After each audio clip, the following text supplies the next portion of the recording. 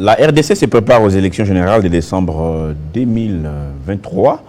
Oui, plusieurs partis politiques affûtent leurs armes, notamment l'AFDC du professeur Modeste Bahati Lukombo, qui est un des grands partis politiques au Congo-Kinshasa. Mais l'actualité ce matin, c'est d'abord ces coups d'État au Gabon. Les militaires ont renversé le président élu.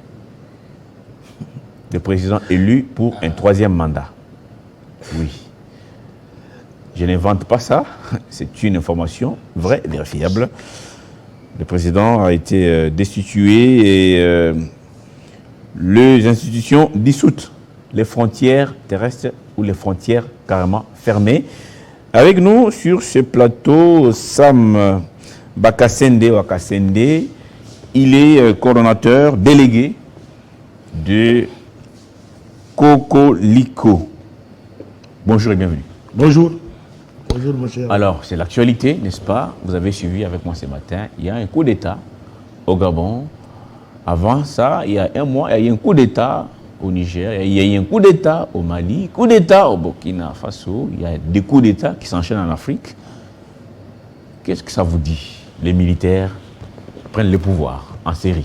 Ouais, en quelque sorte, c'est une veille de conscience. Une veille de conscience. Qui s'éprouve déjà et qui montre à la face du monde qu'il y a un changement qui s'annonce.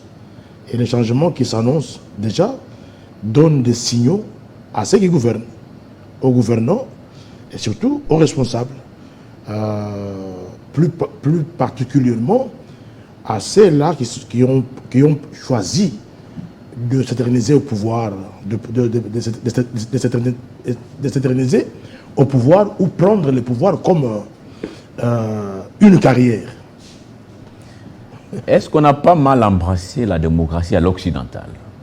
Lorsque vous dites à quelqu'un, vous avez 5 ans, renouvelable une fois, et qu'il prend les goûts du pouvoir, est-ce qu'il n'y a pas moyen de réfléchir autrement? Non. Rester nous-mêmes africains? C'est-à-dire, l'Afrique est restée longtemps dans le système d'imitation. Imitation. D'imitation. Donc, tout ce qu'on peut faire, il faut se référer aux Belges, aux Français, aux Italiens, aux Allemands. Mais quand vous suivez à la loupe, ces pays occidentaux n'ont même pas le temps de se référer aux Africains, quand bien même ces Africains qui constituent le socle de leur richesse, de ce qu'ils ont comme moyen, comme potentialité. La source, c'est l'Afrique. L'Afrique qui est aujourd'hui, qui était hier marginalisée, maltraitée, aujourd'hui l'Afrique prend conscience, comprend qu'il faut se prendre en charge et il faut réorganiser l'Afrique, laisser l'Afrique aux Africains, avec un concept purement africain. Donc c'est la montée du sentiment anti-Occident en Afrique. Pire simplement. Et qui passe par des coups d'État militaires. Mais ce n'est que ça, parce que si nous suivons... Et les civils, pourquoi ils sont incapables de s'organiser pour mettre fin ou répondre positivement à cette demande des populations africaines? Tous les moyens sont vraiment utiles pour passer au changement. Je crois que tout est possible. Hein. Donc vous saluez ce qui s'est passé au Gabon? Je salue ce qui se passe au Gabon, ce qui se passe au Niger, ce qui s'est passé ailleurs. Donc, il faudrait que nos amis occidentaux comprennent et reviennent. Et à un moment donné aussi, c'est une réponse de Dieu aux occidentaux par rapport au malheur que nous avons connu. Nous avons connu des millions de morts. Il y a eu 2 villages, il y a eu des villages brûlés. Nous avons connu à cause de notre propre richesse. Et ces gens n'ont jamais tenu compte de ce que nous sommes. Je crois que Dieu aussi a choisi aussi son chemin. A suscité des militaires. Dieu aussi. Dieu a tous les moyens. Bien. Donc je salue ce qui se passe. Ouais, ça arrive, c'est arrivé au Gabon, c'est arrivé au Niger, c'est arrivé au Mali, au Burkina Faso, ça va peut-être encore arriver. Mais la RDC attend les élections. Ce coup d'État au Gabon est intervenu quelques heures après la publication des résultats proclamant Ali Bongo réélu avec 64,27%. Les militaires n'ont pas voulu l'entendre de cette oreille, ont entamé monter ces coups d'État qui a réussi, il faut le dire, parce qu'ils sont maintenant aux affaires, avec une série de décisions, notamment la suspension ou la dissolution de toutes les institutions, y compris le centre gabonais des élections, le CGE, qui a été aussi dissous. Nous, on attend nos élections avec nos résultats. Quelle lecture vous faites par rapport à tout ça? Le concept est tellement différent. Ali Bongo, de sa propre conscience, prétendait déjà ce qui vient d'arriver, ce qui vient de se passer, que ça allait se passer. Il s'attendait à ça. Ouais. Donc, il y a un changement du système fonctionnel politique international. Les Africains comprennent qu'il ne faut plus continuer à être dominés ou sous la dominance de l'Occident.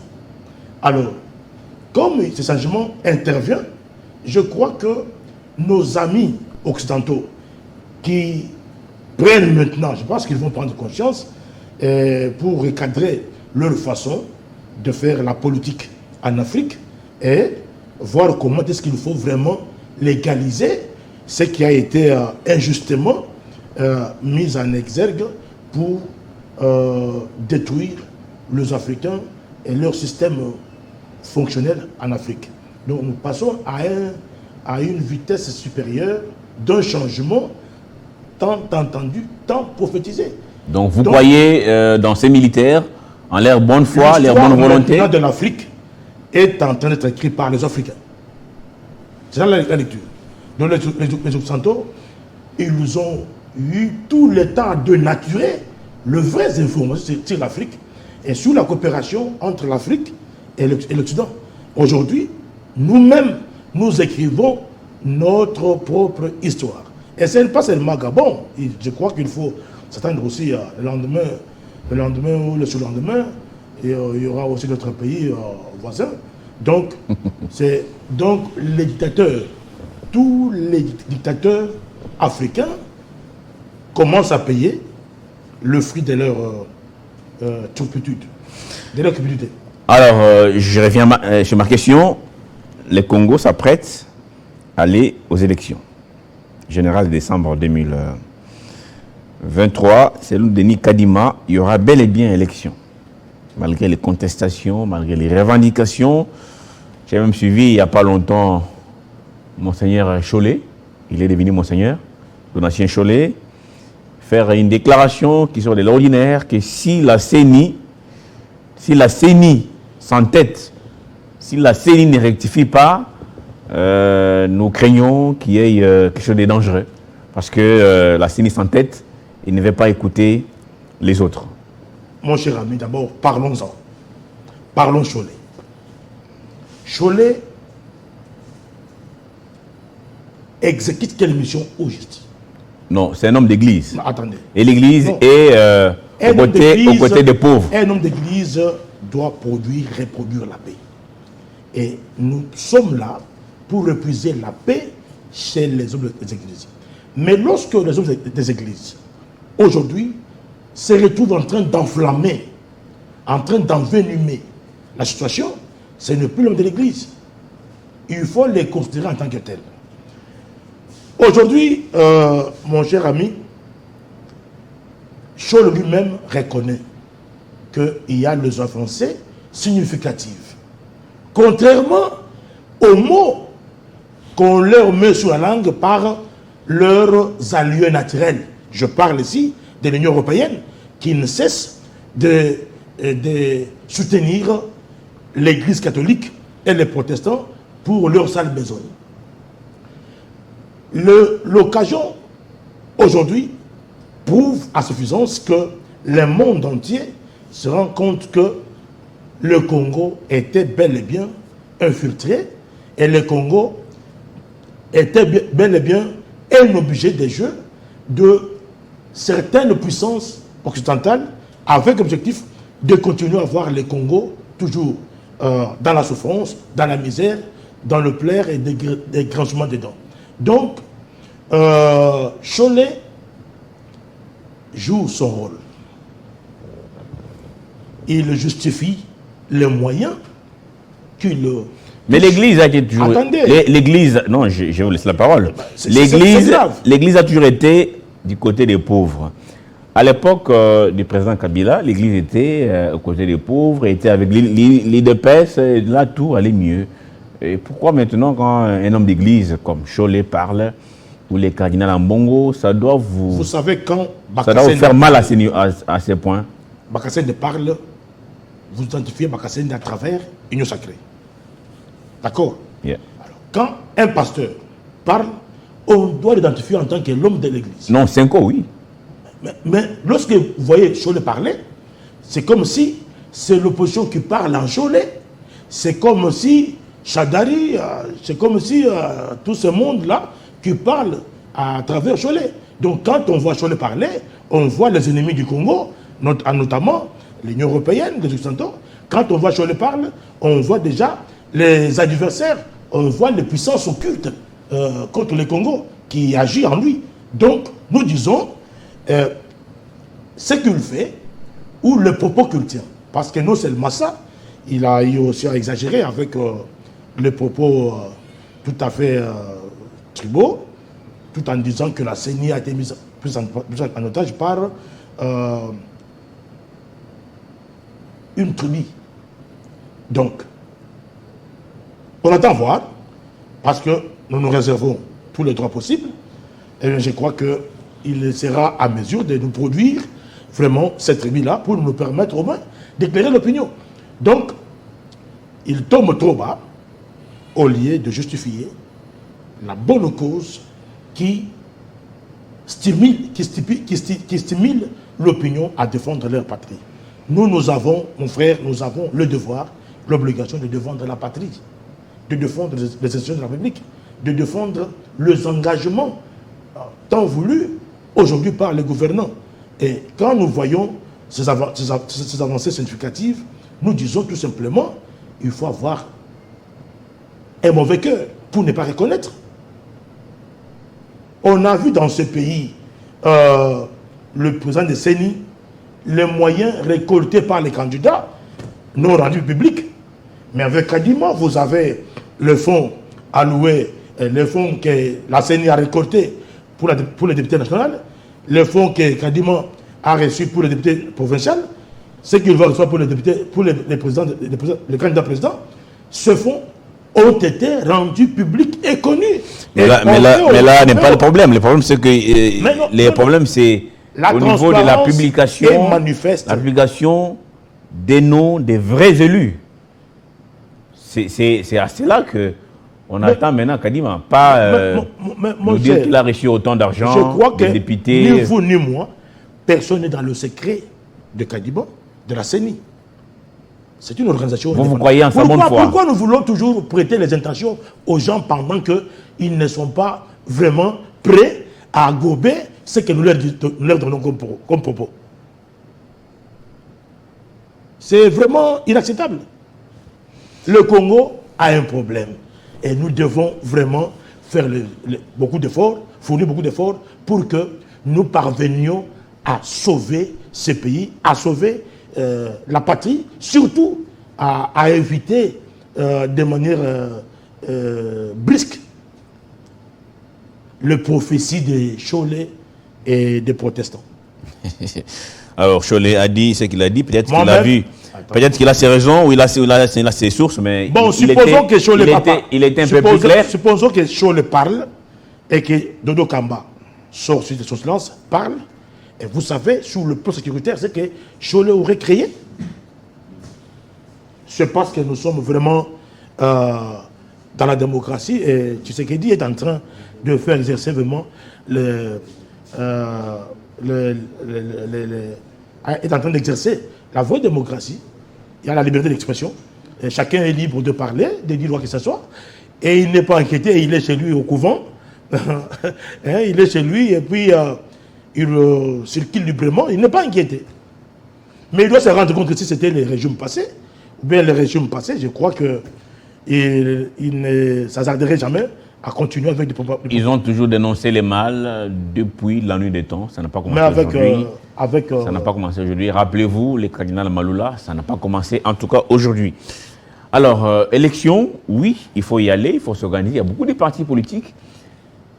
Et vous, vous appréciez notamment le travail qui s'est fait au niveau de l'Alliance des forces démocratiques, la FDC des Modeste Bahati Lukwebo, qui est actuellement président du Sénat. Déjà, il y a des députés qui dénoncent un peu le fait qu'il y a beaucoup de chefs des institutions qui n'ont pas démissionné, mais ils sont candidats. Est-ce qu'on ne craint pas que ces derniers utilisent la caisse de l'État pour leur campagne électorale? Je ne crois pas. Vous savez que... Si un ministre est candidat député national. Je salue l'autorité morale, le professeur Modeste Bahati Lukwebo. Je salue. Vous savez que s'il y a des gens, de par son nom, Modeste, nous avons compris. Quand je dis nous, c'est Cocolico dans son ensemble, parce que nous n'avons pas les mandats d'aller aux élections, mais au moins nous pouvons nous prononcer. Et nous nous sommes prononcés sur l'AFDC comme parti politique et un appui à l'AFDC hier. Et qui dit AFDC, parti politique, AFDCA, donc c'est notre appui à l'autorité, à son autorité morale, qui est le professeur Modeste Bahati, et notre soutien à tous ces candidats qu'il a pu donner confiance pour accompagner le chef de l'État aux élections de 2023. Donc, nous réunis en dynamique, ça dit dynamique, ce sont les amoureux de Bahati, les gens, les personnalités, des sociétés civiles, des mouvements citoyens, des partis politiques, des personnalités politiques indépendantes qui sont vraiment engagés qui aiment Modeste Bahati, qui soutiennent sa politique auprès du chef de l'État et qui sont déterminés à ce que le professeur Modeste Bahati ait une majorité écrasante. Donc, ce soutien indéfectible qui nous permet, nous, dynamique, Bahati Lukwebo, à accélérer les actions. C'est comme ça que nous nous sommes engagés à faire le tour du pays. Nous avons sillonné... Pour aller prêcher Bahati. Non, et l'AFDC. Pour aller renforcer... Alors, une question. Renforcer... Une question, monsieur... Attendez, oui, nous renforçons les efforts de l'autorité morale, Modeste Bahati Lukwebo, et nous consolidons les efforts localement, de manière à ce que nous puissions aussi participer à l'élargissement de cette victoire qui lui sera confiée, si Dieu le veut bien, avec le travail abattu sur le terrain. Osons croire que l'AFDCA et l'AFDC aura un score important pouvant encourager les chefs de l'État dans la consolidation de la majorité écrasante en 2023. N'est-ce pas là une contradiction et un paradoxe par rapport à vos missions premières, comme la coordination des ONG de lutte contre la corruption, lorsque vous commencez à prendre parti de certaines formations politiques, à prendre parti certains leaders des partis politiques, à les défendre, à aller même sur le terrain pour parler de ce qu'ils font, de tous ces mérites. Est-ce que ça ne contredit pas vos missions premières, comme ONG, comme société civile, comme voilà? Non, mon cher ami. Nous sommes une organisation. Et pourquoi seulement AFDC? Il y a beaucoup de partis politiques au pays, comme l'INC, comme MLC, comme l'UDPS. Nous avons soutenu le ministre Mbadou Delibéter du Congo central. Il y a les regroupements, par exemple, les GOET, gouvernance et éthique.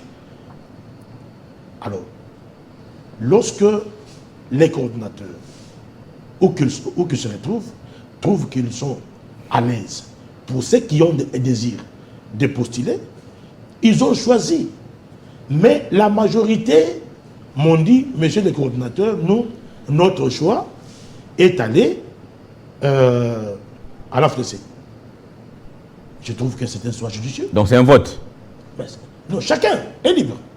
Mais sur 26 coordinateurs provinciaux, je te dis que 23 ont choisi l'AFDC comme leur parti politique et leur regroupement.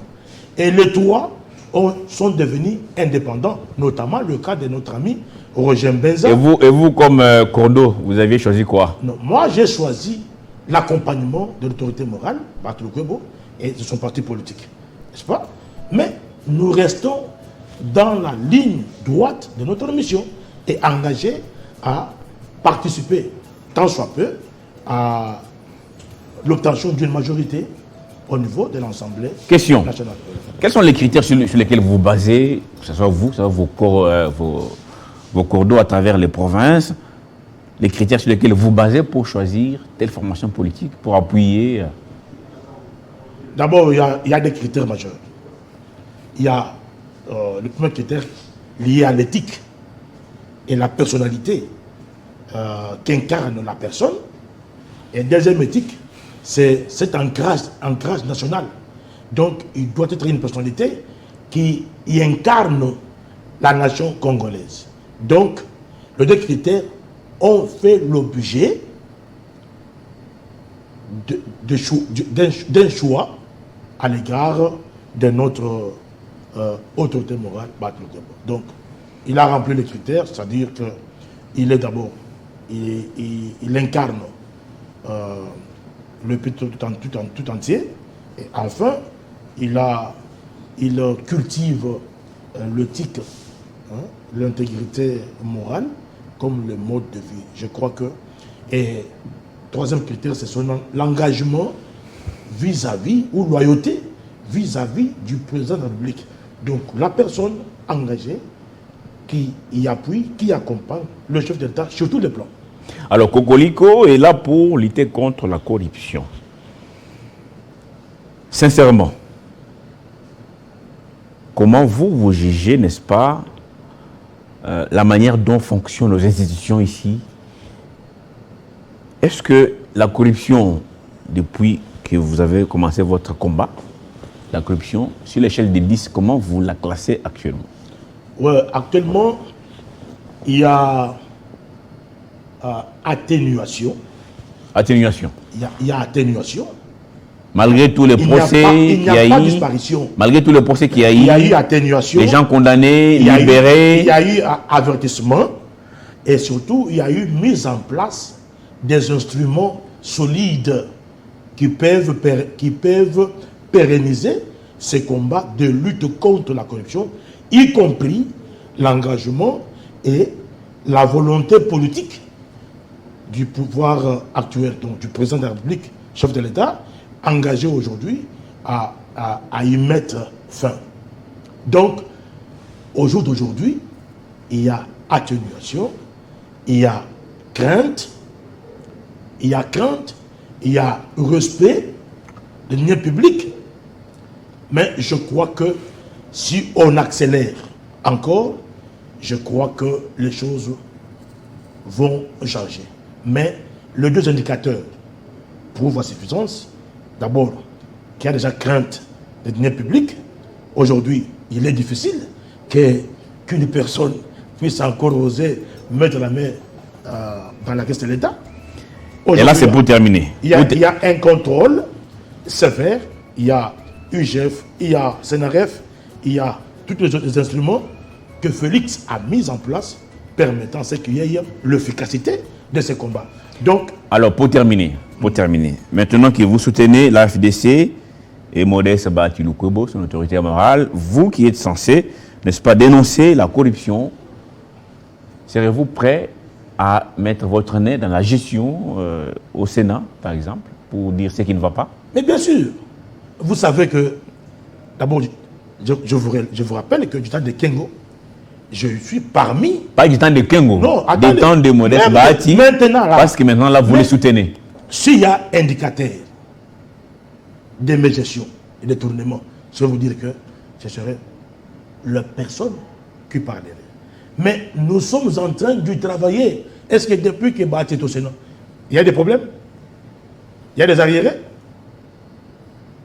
Est-ce que les assistants se plaignent? Est-ce que le sénateur se plaigne? Tout le monde est occupé de la même façon. Il a il équilibre les choses.